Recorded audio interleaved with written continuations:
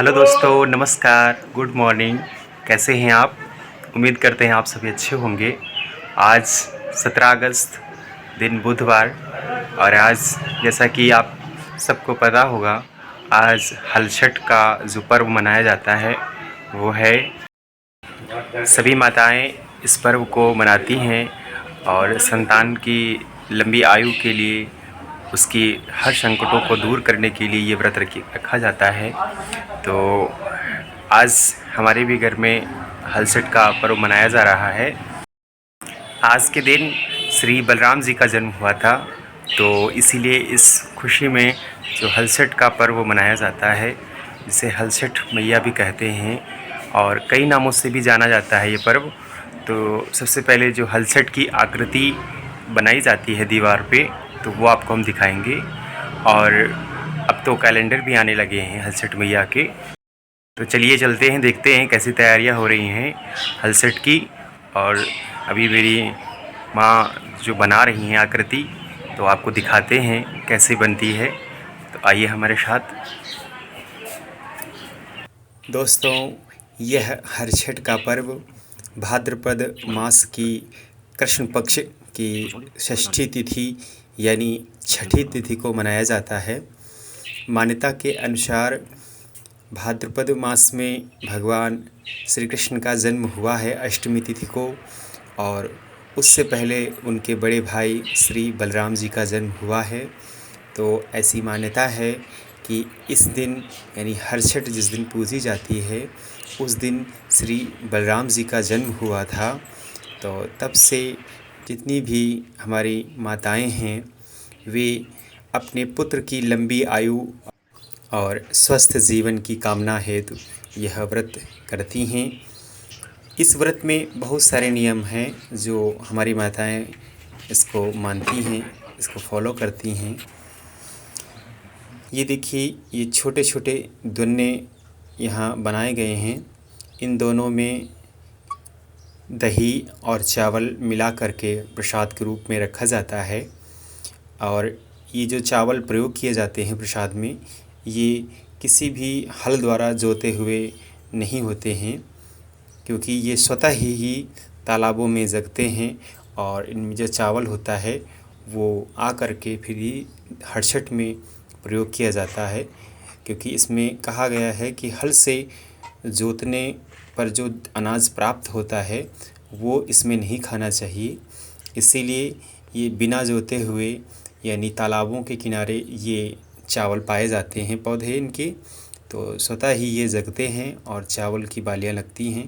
तो ये प्रसाद के रूप में केवल प्रयोग होता है। और इस दिन माताएं दही और ये जो फसही का चावल होता है, जिसे फसही कहते हैं, इस चावल का प्रयोग करके अपने व्रत को पूरा करती हैं। और देखिए, पूजा हो रही है हलछठ की।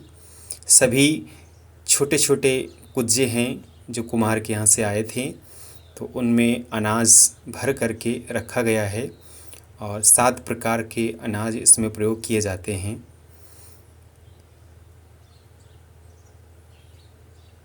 तो सबसे पहले हलछठ के अंग पे ये सिंदूर लगाया गया और सभी दोने भर के रख गए हैं। देखिए, दोनों में दही चावल का प्रसाद है, बाकी कुज्जों में जो अनाज भर के लगाए गए हैं वो रखे हुए हैं सामने।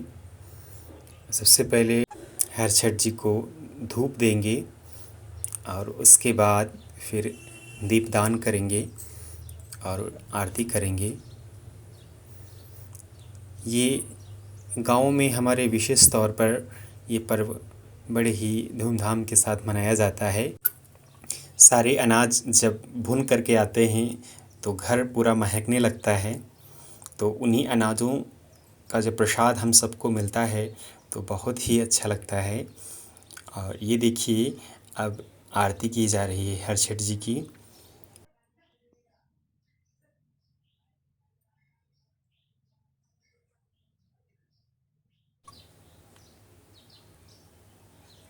आरती के पश्चात फिर आचमन कराया गया और फिर आशीर्वाद लेके ये पूजा संपन्नता की ओर अग्रसर हुई।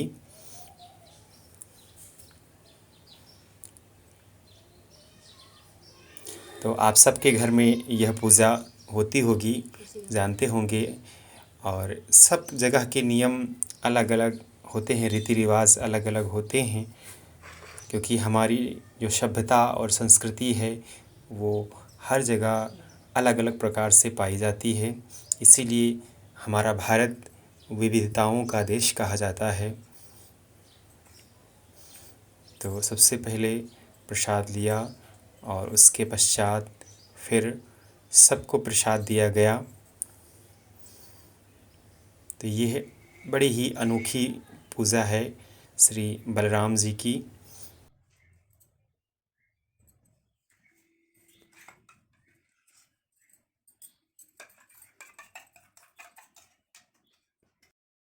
तो देखिए पूजा हो चुकी है और आपको हम प्रसाद खिलाएंगे श्री हलषठ जी का।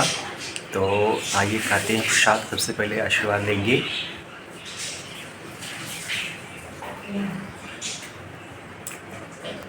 और प्रसाद लेते हैं।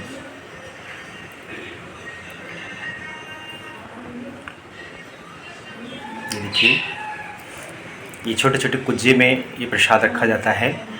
और देखिए सभी प्रकार के अनाज इसमें भरे हुए रखे हैं।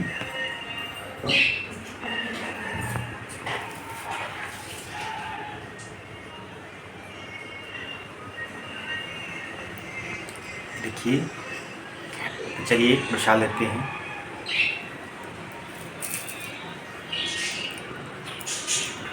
दोस्तों, इस प्रकार यह हरछठ की पूजा संपन्न हुई और हम यही कामना करते हैं श्री बलराम जी से सबके जीवन में खुशियाँ आएँ। और हमारा यह वीडियो कैसा लगा आपको कमेंट में ज़रूर बताइएगा। तब तक के लिए राधे राधे।